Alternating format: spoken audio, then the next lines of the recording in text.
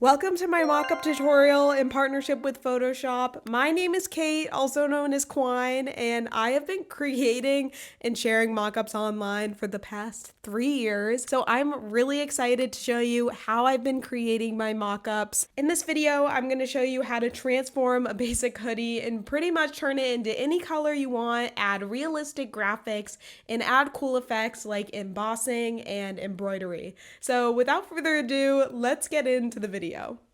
First thing I do is bring in an image of a hoodie, but you can use any piece of apparel that you want. I got this picture from Adobe stock, and I'm just going to use the object selection tool to isolate the front facing side of this hoodie. This next step is optional, but I'm going to use the remove tool here to remove parts of this hoodie that I don't want. So I'm removing the pocket and various seams, but I also often use this to remove unwanted logos or tags from reference images. Photoshop keeps updating this feature, so it's honestly faster and more accurate than ever, and just creates a nice clean canvas to work with. Next, you want to take all of those layers you have from the remove tool and merge them together with the original hoodie. Then I turn this layer into a smart object, then rasterize the image. This next step makes sure that graphics you add look more realistic. So go to select, then color range, and select the midtones. I adjust the slider so I don't have too much selected, but just a little bit. Then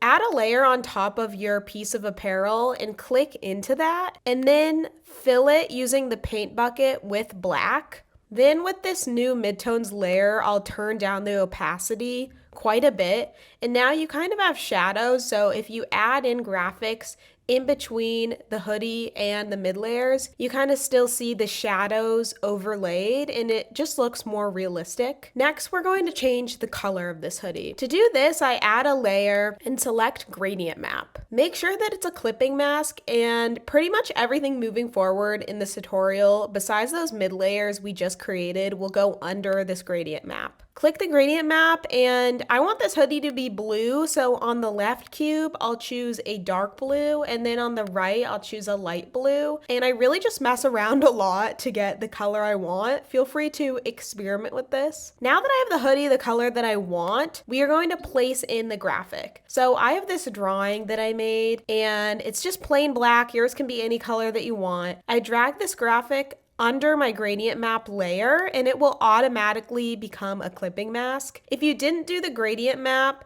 make sure that your graphic is a clipping mask. Now you can drag your graphic all around and just have fun with it. Oftentimes new ideas will pop into my head just from dragging stuff around like this and experimenting. You could end your process here, but I'm actually going to use a layer mask and a brush to isolate one part of the design onto the sleeve, and then do that again for the other sleeve. I like using a very soft brush for this part. I'm pretty happy with how the sleeve designs look, so I'm gonna merge these two layers together, and then I'm gonna set this to an overlay. Again, you can really experiment a lot and try various blend modes to get the desired effect or color that you want. Now I'm going to show you how to create an embossed or puff print type of effect. Select the graphic and then click that little FX down below and choose bevel and emboss. For this kind of effect, I'm going to choose the inner bevel and just make sure it's set to smooth and the direction is down. Then honestly, you can really just mess around a lot with all these options until you get the depth and effect you're looking for. Also feel free to copy what I have here. I also chose to click contour and slide that all the way up, and you can add a color overlay too. I love how this design kind of blends into the color of the sweatshirt, giving that pressed up embossed effect. And next I want to add an embroidery effect using my logo. So I'm placing my logo where I want it, and then this is going to be dragged up to the very top layer. Now to make things faster, just copy the layer style of the previous embossed design and paste it onto this layer.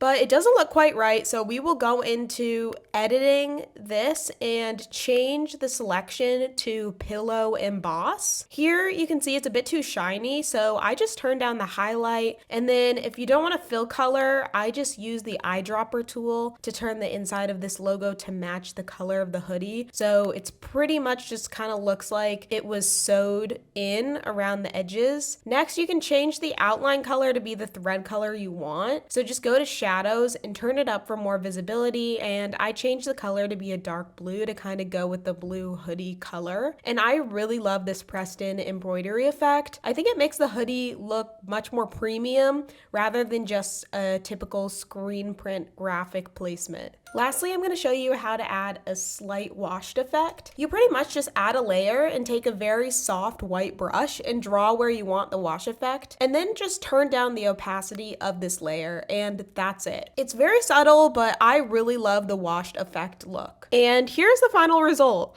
If you want to create mock-ups like this, download Photoshop and try out all of these new features. I really encourage you to have fun with this and just experiment with everything I showed you, and I hope this helped you gain some more tools in your toolkit while creating realistic mock-ups.